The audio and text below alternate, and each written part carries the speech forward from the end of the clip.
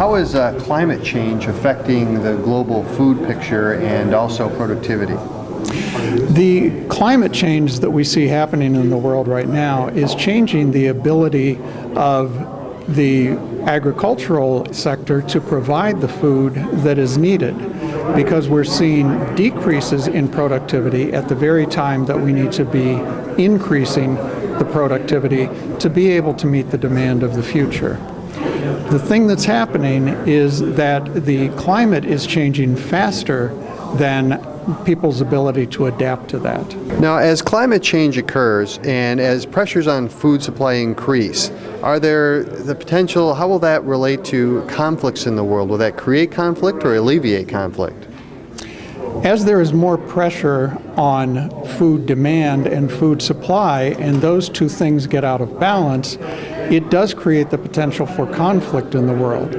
We've seen that already in the cases of the food price spikes that happened in 2007 and 2008, driving riots in many places around the world. We also see the potential for conflict in terms of water rights and in terms of the sourcing of food.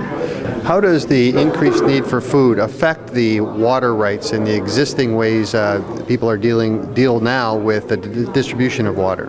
The issue with water supply is that there are changes in weather patterns and in global climate that are actually decreasing the availability of water in key places where we need to be growing crops. And so as that changes, we will see increased stress in those areas as they try to meet the demand for food. What types of things do you think are needed to be done to not have the negative outcomes become reality? I think for the food industry, it's very important that we look at investment to be able to do the basic research needed to create new crops, to bring new things to market.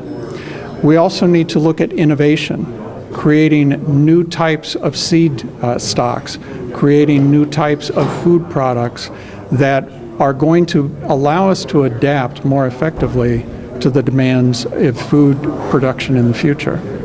In addition to technology gains and investment, what are the issues surrounding consumer attitudes and behaviors towards food? The food industry has a very important role to play, not only in responding to consumer food needs, but also in leading those needs. The industry is a very effective promoter of new technologies and new foods, and the industry needs to be able to look at the opportunities to drive people to solutions that are more sustainable to help us address the food situation in the future.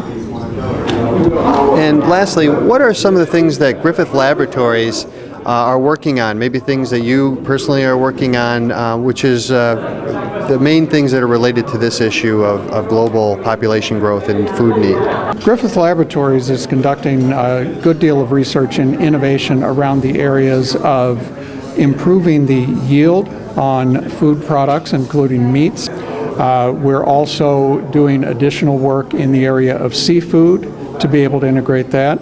We're doing work to be able to improve the eating quality of meat products that are produced using less grain.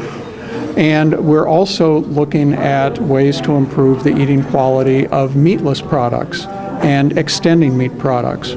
So we're doing a great deal of work to try to address the needs of meeting the protein demands in the future without changing the eating quality and enjoyment for consumers. And the last question is, as someone who's been traveling around the world, I know you were in Brazil last week and many different places. As you've been on the ground in all these different countries, what are a couple of your biggest takeaways from your travels? I think the thing that's interesting as you go around the world is to see how the world is really becoming more unified in terms of the foods that people are exposed to and the ways that people are eating. There are certainly opportunities to be able to bring things from around the world to consumers in different parts of the world, but there are also learnings that we can get from looking at the cuisines and the cultures within individual countries, and be able to allow people to experience that around the world.